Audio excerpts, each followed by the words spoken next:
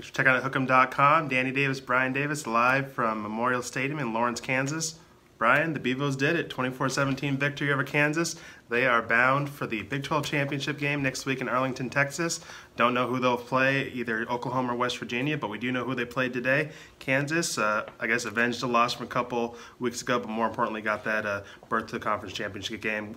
Overall thoughts for today? Well, the biggest thing to me was that Texas came out and did what they were supposed to do. They beat up the football school, beat up the basketball school that is dead last in the football standings, and which is quite a big change from what happened here 2 years ago. I mean, Tom Herman laughed audibly. He audibly guffawed when I asked about chasing ghosts. But look, this senior class has had a really hard time, and what happened here 2 years ago cannot be overlooked. So the fact that they had a 21-point lead going into the fourth quarter and held on in typical Texas crazy fourth quarter fashion, the fact that they got it done, I thought was really big.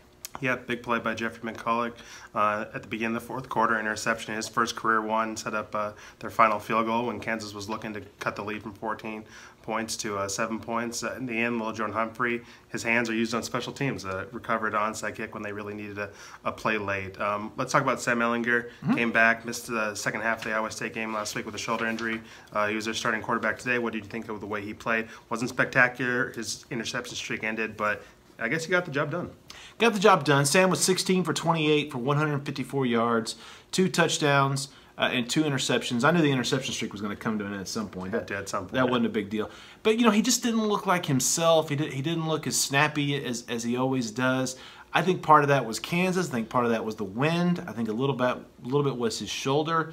But it wasn't something that like Texas couldn't battle through. It wasn't like let's put Shane in because Sam's totally ineffective. I don't think that at all. And I think that he'll be good to go next week.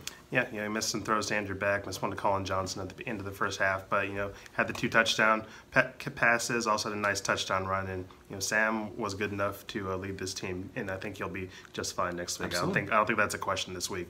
Gary Johnson suspended, the senior linebacker, leading tackler going into this game. They kind of replaced him with Jeff McCulloch. Joseph Asai also made his first start. Overall defensive impressions?